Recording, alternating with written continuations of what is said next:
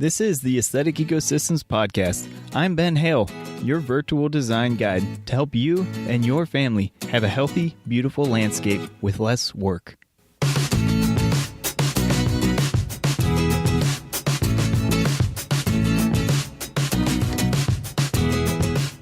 What's up, and welcome to episode 15 of the Aesthetic Ecosystems Podcast. We got a good one here for you today, as usual.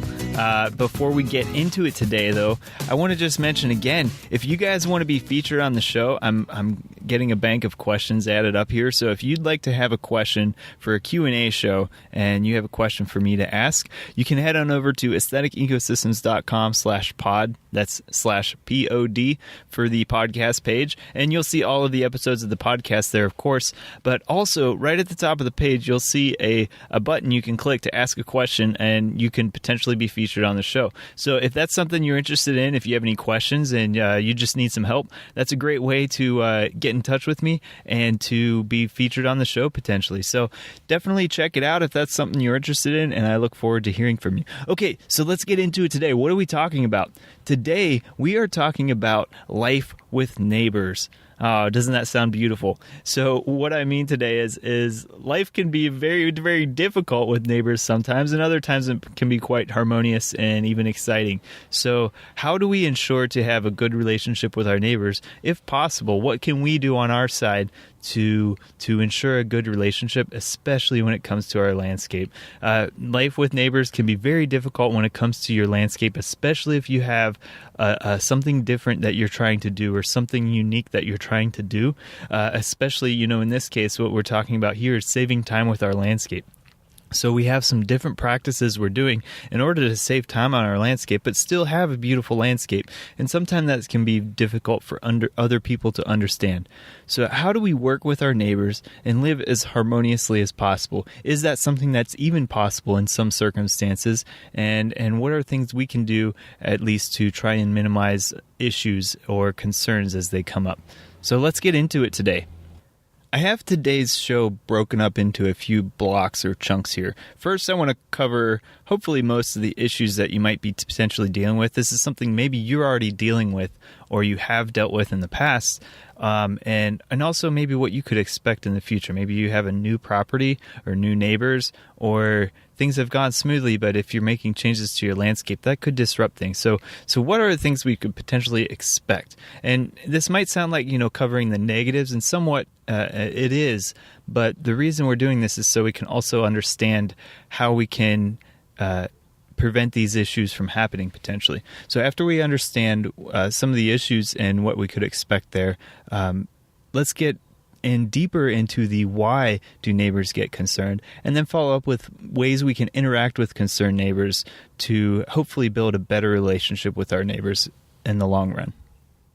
And throughout, what I can do is share a few examples that I've experienced, and also just anecdotally what my parents also experienced. Growing up, I had several siblings, and we didn't make it easy for our neighbors. Let me put it that way. Funny aside here, actually, without getting too off topic, is my parents' yard is only their whole plot of property is only about a little over a quarter acre. So it's not too big, but across that quarter acre, it's entirely surrounded by fence, and my parents didn't even build a plank of it. So, and most of it was built after we moved in. So, my parents had their fair share of neighborly issues with us crazy kids growing up, and we certainly didn't make it easy for our neighbors, of course. But at the same time, my parents also taught me some great things on just learning how to deal with other folks and how to hopefully behave in a manner. First of all, to teach us children how to behave properly with neighbors and help alleviate some of the issues that we may have caused, but also just how to interact respectfully and hopefully build good relationships. So, okay, let's start then with understanding some of the issues. So as I've pointed out, living close to other people, to your neighbors, can often lead to difficult situations. So a lot of properties, they don't have a significant amount of space between houses. There's somewhere you can literally spit on your neighbor's house from your own window, and others where at least you have clear line of sight, and often there's a lot of noise carryover as well as visual carryover between properties, and that can lead to a lot of issues just by the nature of our proximity that we live to each other, and so it can lead to difficult situations. A lot of times you'll deal with complaints, concerns, dealing with change in general between people changing their properties or changing their habits on their properties, and also just the unknown as well. What will happen in the future with your neighbor, or that's also how your neighbors may feel about you. What will happen when they move, or when will they move, or what will they do with their backyard? So those sorts of things often lead to confusion or conflict or stress. And hopefully, though, they lead to open discussion and understanding. And that's what we'll work on here. So how do you really work with your neighbors and live harmoniously as possible? Sometimes you're dealing with maintenance violations from your neighbors. You might be dealing with complaints from your neighbors, or whether this is to the local city or township, or it could be your HOA, or it could just be to your other neighbors, building tension by complaining to other neighbors around you, creating gossip. And this can all be difficult to deal with. Also, sometimes just the people we live next to, sometimes they have a view that if you're doing something that's different than the norm, that it equals something bad.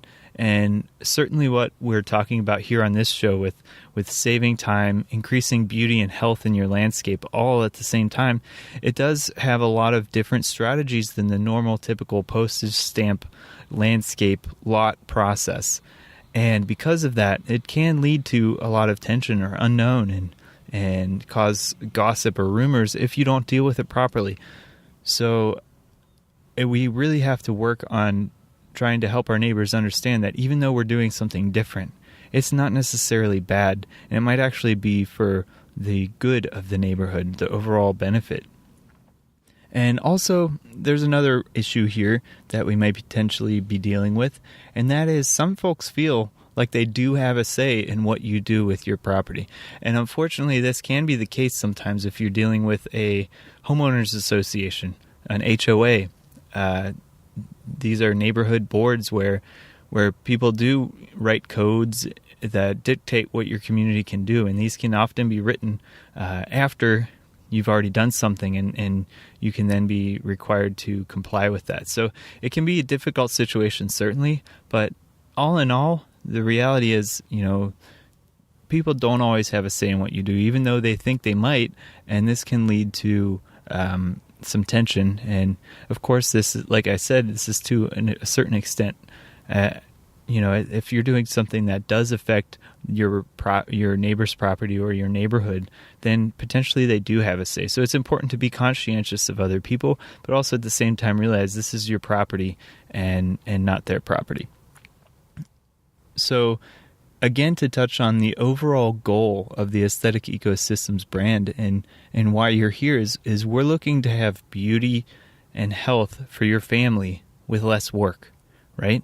And so by changing your landscape processes to have more beauty but also less work, and to spend less time doing habitual and routine work in your landscape, it requires a transition phase. It will look different than your neighbor's landscape most likely, and it will get messy before it gets better. So you'll need to do a certain amount of work to transition your landscape. And yes, there are things we can do just with our landscape now, as we've talked in previous episodes, to help transition without having to overhaul your landscape, right? But in the process overall, over time, you will transition to better plants, better designs, better gardens that will be healthier and in the long run will take less work. And so these transitions can be messy sometimes, and that's where, again, you can get to tension. So let's move in then to understanding why neighbors get concerned. We talked about some of the issues, but that doesn't really dig down into the why, right? So it might be the symptom, but it might not be the real issue or what causes the symptom, right? What's the trigger for people? Why do they get upset, or why do they get concerned, and why do they feel like they have to do something about it or cause a problem about it, right? Instead, why can't, a lot of times we're thinking, well, why can't they just, let us do what we want to do? And I've certainly had this feeling before with our neighbors. So it's just a reality, right? Everybody has different expectations or thoughts or views, and when everybody's living in close proximity, it can lead to issues, especially when people think they have an influence over what you do on your landscape. So what are some of these triggers that maybe are touched upon that cause this concern? So the first and the most common is property value. A lot of people feel that if you do something that changes your landscape, that it will affect their property value. And the biggest or the most common example I hear is, well, what if somebody parks a camper in their driveway or their work truck in their driveway? And there's a lot of areas that actually don't allow you to do something like this, even though it's your property and it's your trailer or your work truck. They're seen as unsightly and that it could affect your neighbor's property value. And so it's actually written into code or to law that you can't do stuff like that. Well, maybe I understand a little bit of this argument, but when you're talking about your landscape, if you're doing work to actually maintain your landscape and to make it look presentable, I have a hard time understanding some of this. But the reality is that this is the concern if people feel that you doing something on your landscape could affect their home value. And of course, people get upset if that's the way they feel, right? And so we'll get into solutions later about this, but that's the most common one is people feel that it's going to affect their property value, and so they have a need to do something about it or to get upset about it. So some of the less common ones, I'll just kind of go through these real quickly, is sometimes if you're doing something that affects the sun exposure on your neighbor's landscape or the shade on your neighbor's landscape or the view on your neighbor's landscape. So if you're cutting down a tree that increases the view to their backyard, let's say, and they have a pool, right? They want privacy. Well, of course, they might get a little bit upset about that. So how do you deal with that situation, right? It's your tree, your property, but then your neighbor gets upset because it affects the view. So at least understanding why they might feel affected can help. So affecting the shade, the sun, the view, something that affects the water runoff. And this can be something that you do have to take your neighbor's input on, because it can affect, sometimes it can affect municipal regulations or state regulations, that if you change the runoff on how it affects your neighbor's property, it can significantly damage their property potentially. So making sure we're understanding that side of the issue there. Sometimes pets can cause concern for your neighbors. Also, weeds are a big one, right? We've had this where we've had neighbors approach us and say, just because we don't treat our landscape, we're causing weed problems for them because the prevailing wind blows their direction. And so our weed seeds that we have might be affecting their property. And that was a cause of concern. And while potentially I understand that discussion, weed seeds are so prevalent in the landscape that it's unlikely that just one specific area might affect it. But also we were actively doing measures to reduce chemical use on our landscape and eliminate chemical use on our landscape, at the same time dealing with the weeds in a more holistic manner. And of course now we have much fewer weeds than previously, but it leads to difficult situations potentially. And the last thing I want to point out too is sometimes neighbors just get concerned that you're different, you're doing something different, or you're managing things in a different way, and because of that, it can be perceived as negligence or lack of caring, or that you're trying to instigate something, and that might not, all of that might not be true. Hopefully, it's not. Instead, that you're just maintaining things differently and there's a lack of understanding. But there is sometimes concerns just that you're different. So now that we've gone over a few of the underlying triggers that can cause some of these outbursts or issues or stress points with your neighbors, let's assume now that you do have an existing concern with one of your neighbors or multiple of your neighbors. How do we interact with our concerned neighbors? How do we try and make the best of the situation, right? They're already upset, or they're already stressed, or they're already concerned. So what can we do? Well, the first thing I want to point out here is, for one, I have experience with this.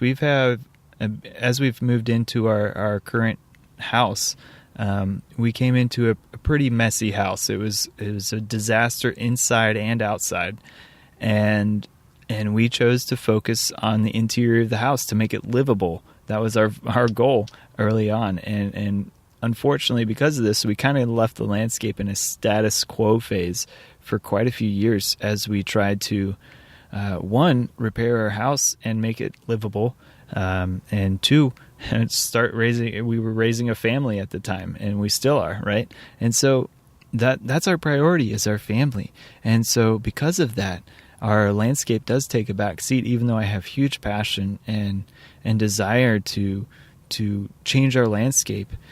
For one, that takes a lot of time to transition and to work on, and two, it takes money, and three, it takes away from your family. And so we focus on spending time with our family first, and then fill in the remaining pockets of time with things we can do to improve our property.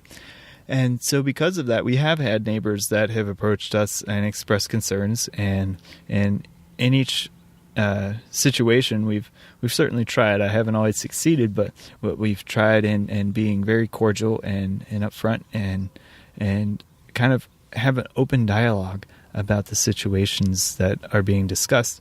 And so that's my first suggestion, is to try and have clear and open communication and clear and open discussion with your neighbors. So to actually have a dialogue, to try and understand what their concern is. So they might be saying, let's pretend you have a dog that's bothering them. Well, your dog is just digging holes and it's bothering me. It could be the complaint, right? Well, what is the real issue? Is it the dog, or is it the holes in your yard? It's not even your neighbor's yard. Well, it might turn out that your neighbor just doesn't like looking at the dog, or it thinks that your neighbor thinks that your dog might decrease his property value because the unsightly holes when your neighbor goes to sell the house in 10 years from now might cause a problem. Well, trying to understand with honest and curious discussion, as opposed to judgmental or angry discussion, and trying to just have an open dialogue can sometimes really help kind of dissolve the issue. And I'm not saying here that I'm a saint or that I've always been successful in all of my neighborly discussions, but it's something to certainly strive for, and it certainly helps sometimes alleviate a significant amount of tension that may be building up with your neighbors. So one example here is I had a neighbor complaining that I hadn't cut my grass soon enough, and the way this neighbor chose to approach the situation was to yell at me while I was walking with my children down the street. And so instead of cutting my grass, I was taking my children for a walk on that day. And I had planned on cutting the grass later that evening, but I didn't want to do it in the middle of the day when I was out with my children. I usually wait until after they're in bed to do as much work as possible. And so because of that outburst, of course it made me upset, and I waited until I think I waited a few days before I cut the grass, and that's not the best. Action to pursue. But what I also did is, once I allowed myself to calm down, is I went over and I brought 2 beers with me and a lawn chair, and I walked over to my neighbor when I knew this neighbor was outside, and we sat down and we had a beer together and just shared an open, honest discussion and talked, as neighbors should be able to talk, right? And then we approached the issue that, and I shared that, for me, my family is very important, and unfortunately for, sometimes that takes a priority over things like making sure my lawn looks pretty and all the grass blades look even. And And I think we both came away with a better outlook on each other after that discussion. So that's kind of what I'm talking about here, is trying to dissolve the situation. It can be very difficult to kind of approach the situation, because the natural response is to want to push back, right? We want to push back. We want to share our anger with the situation as well. And it can be very difficult to kind of try and calm ourselves down and placate ourselves before we can have an open discussion. And also to try and not be condescending in the discussion too, to sound too preachy or whatever. Instead, just to actually try and have an honest, open discussion as equals with your neighbor. So that's something to strive for, certainly, and I certainly recommend it. It's not always the most successful path, and it's not always possible, but it's something to maybe try and strive for. The one thing I want to point out here too is it's in most situations it's not necessary to ask your neighbor for input. Kind of talking is, I'll get into this in the future piece of the episode here, but talking to your neighbor and letting them know something is very different than asking their opinion or input, because that can lead to a difficult situation as well. Both in the current situation and in future situations, by letting your neighbor feel that they have a say in what you do can lead to a very difficult situation. But I want to point out too that it may be helpful, especially if it's a situation where you're affecting your neighbor. So take, for example, if you have a property line that you share with your neighbor, and you're considering doing something along that property line, it may actually be good to at least alert your neighbor, to kind of discuss with them and potentially ask for input, giving a few options that you're okay with, that they might be able to help provide input or direction on, that might alleviate a lot of tension in the future if you're willing to do that. So for example, if you're considering putting in a fence, talking about what types of fencing you would like, and also then providing, say you have 2 or 3 options that your family decides would be the best, and you have a favorite, but you also have, another 1 or 2 options that are okay. And maybe approaching your neighbor saying, hey, look here, we're planning on putting in a fence. Here's what a few designs that we were considering. Here's when we're planning on doing it. Since it's sharing a property line with you, do you have any input on potentially what would look most appealing, or what would be the least encroaching, or what might not bother you so much? And again, this isn't necessary, but it might prevent a lot of issues in the future. So something to consider there. Same with planting a tree. Maybe you have a tree that you really want to put in, or you have 2 or 3 different types of trees that you want to put in, and right along the property line. But one, drops, if you have an oak tree that you're planning on putting in, it drops acorns every 2 to 3 years, versus a flowering cherry, but that might drop a bunch of cherry fruits in later in the year. And which one your neighbor might prefer, based on their size and what they drop and their color and their appearance and everything, it might be a helpful thing to do to make them feel better about some of your work. And if it's something, again, that you're willing to kind of compromise on, but in a way that allows them to give some input, but doesn't let them have too much say where they're going to kind of overstep their bounds. Okay, so the last piece I want to say here too, with dealing with concerned neighbors, is trying to notify them before your work begins. So if you have some project you're working on, to just give them a heads up, like, hey, this weekend we're going to be doing a project. We do have to rent some equipment, so I know it might be a little tough, but we're going to have to start early in the morning just to beat the weather, or just to get done by the sunset. So I wanted to at least give you a heads up. We apologize if there's any disruption to your day, but we're going to try and get done as quickly as possible. Something like that, that just gives them a heads up, so they're not, rolling out of bed in their pajamas, hearing some loud noises at 8 a.m. and wondering what the heck's going on. They can at least understand what's going on.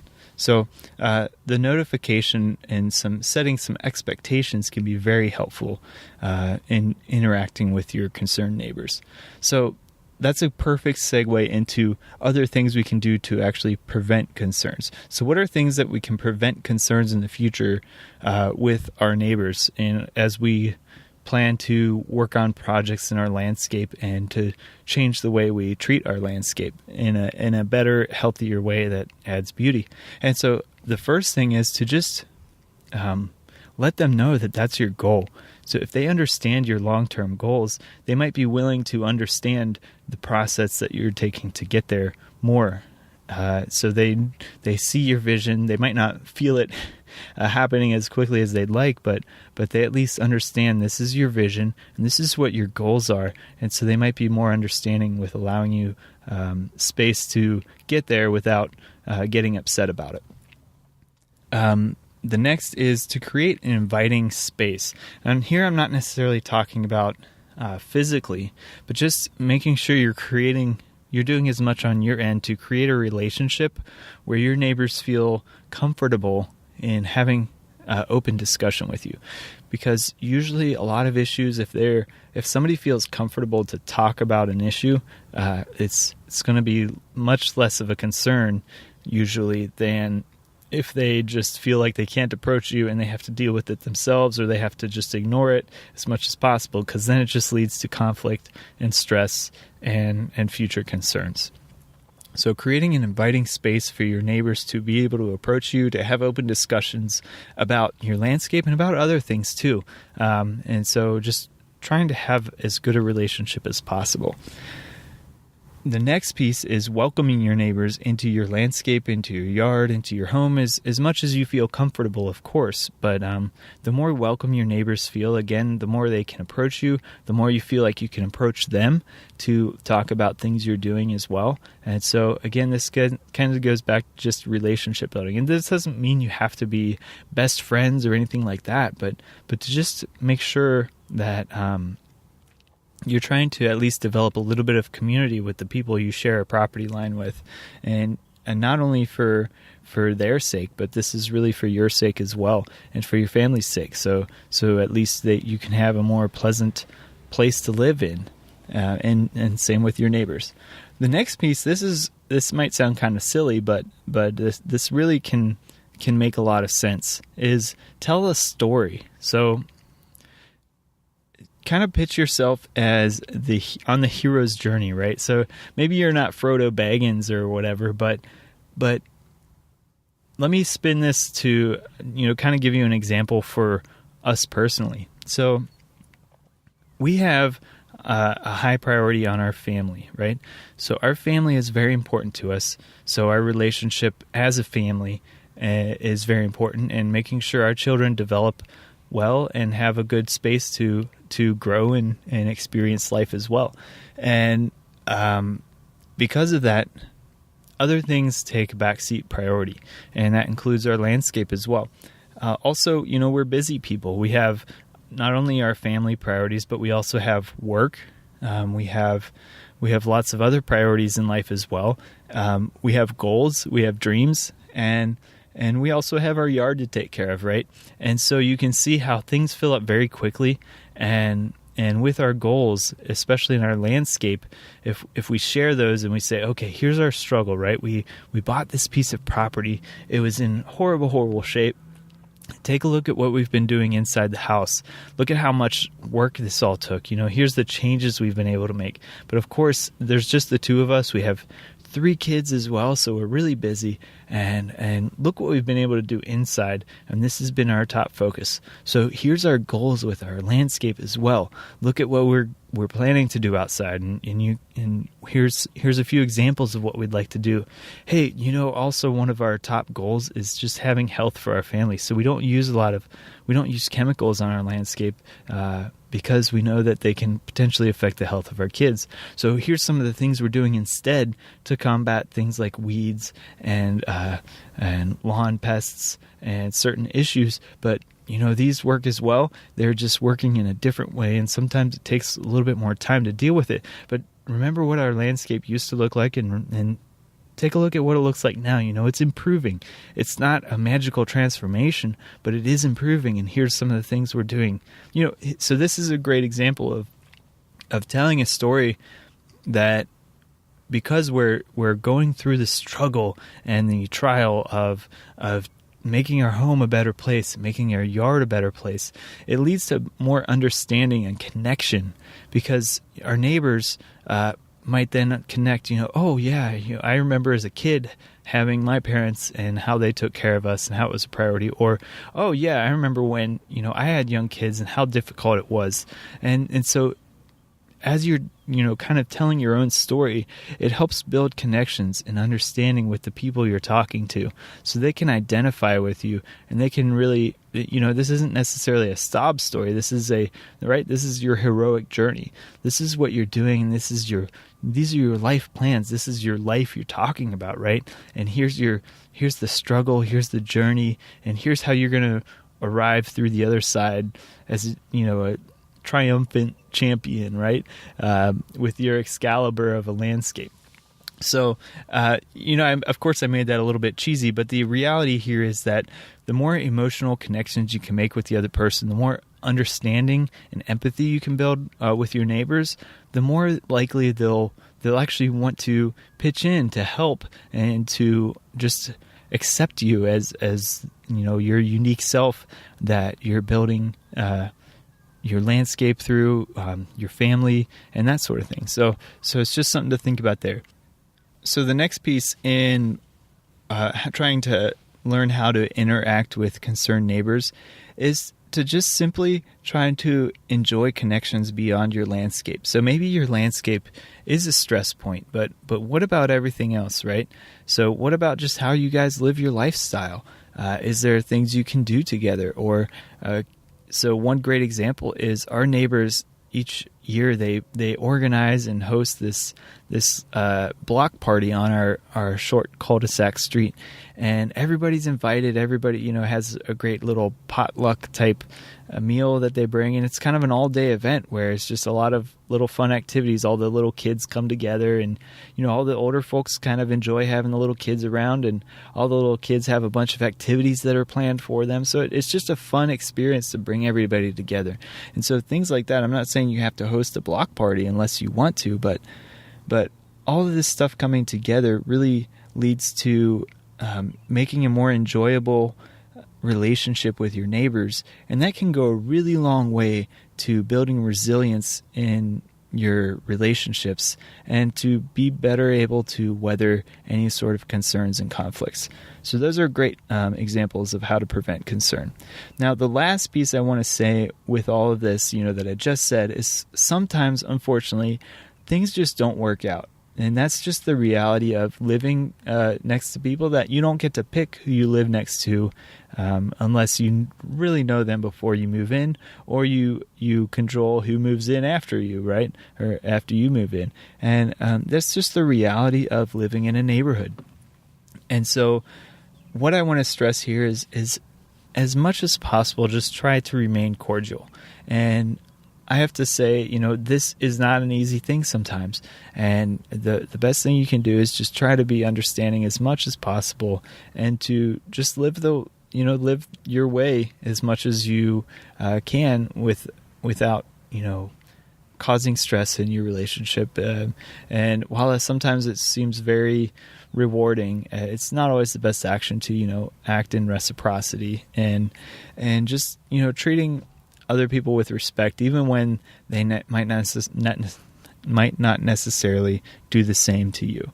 And with that, I want to say too, just try and enjoy your landscape as much as possible. Enjoy your life as much as possible, and try not to let, some petty things with your neighbors bring you down. Even, I've had some very stressful situations where my neighbors have chosen to let some of their chemicals spray on our yard, which to me hurts very deeply, because I see that as hurting the health of my family. And so there's very stressful situations where I want to react somewhat aggressively even, and I have to sit myself down and reflect and realize that's not always the best action.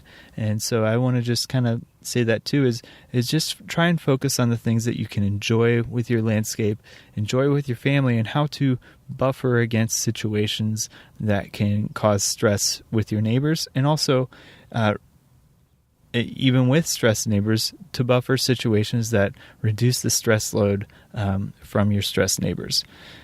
And, let the negative pieces go by as much as you can. This can be really difficult. I understand wholeheartedly, but just, try and focus on the positive parts of your landscape and your family life, and realize, this is your property, and maybe if you have to, ignore the few feet of your boundary just to make things a little better, it might be worth it just for your own sake, right? And so with that, I want to say, if you guys have any questions about this, I can try and help coach us through some of these situations. If you have some specific situations you'd like to have a little input on, I definitely want to hear your thoughts or your questions. And also, if you have concerns, but more importantly, success stories that you've had with your neighbors, this might be great things to share with other listeners as well. Some of your success stories of how you've had a tough situation, maybe how you came through it or how you worked through it with your neighbor, things like that. So if you guys have anything to share, that's either a difficult or a success story or concern you have, go on over to aestheticecosystems.com/episode 15. I have a link in the show notes to the webpage, and go in the comments section there and leave a comment, and let's have a great discussion about this. This is, it can be a really stressful topic. And so I want to make sure we have as much ability to work through this as possible. And if we can provide a good resource for other people that might listen to this episode and might be experiencing issues now or in the future, let's have this as good of a resource we can on the episode webpage for people to find help and to understand maybe other situations that worked out great. So head on over to aestheticecosystems.com/episode 15. Again, there's a link in the show notes. And the other thing too I want to put in the show notes is if you have a question, like I said at the beginning of the show, if you have a question, go on over to our podcast homepage at aestheticecosystems.com/pod, POD, and there you'll find a button right at the top of the page to ask a question and get featured on the show in the future. Or if you just have a question, you need a little help on your landscape, shoot me a note. So with that, guys, thanks for coming by, and make sure you live with passion and make tomorrow better than today.